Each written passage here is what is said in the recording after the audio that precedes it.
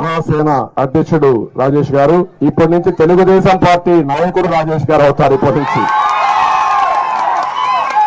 రాజేష్ గారిని మనస్ఫూర్తిగా సాదరంగా ఆప్యాయంగా తెలుగుదేశం పార్టీలోకి స్వాగతం పలుకుతున్నాను.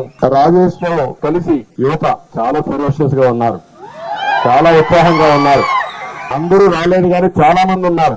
ఆయనకంటూ రాష్ట్రంలో ఒక ఫాలోయింగ్ కూడా ఉంది. దానికి కారణం ప్రజల కోసం ఆయన చేసినటువంటి పోరాటాలే కారణం అని చెప్పి మరొకసారి మీకు తెలియజేస్తున్నా. ఇప్పుడు మళ్ళొకసారి గట్టిగా చప్పట్లు కొట్టి మీరు కూడా హర్షాన్ని తెలియజేయండి. మహాసేన రాజేష్ గారిని ఆదరంగా మనస్ఫూర్తిగా తెలుగుదేశం పార్టీలోకి స్వాగతం పలుకుతున్నా.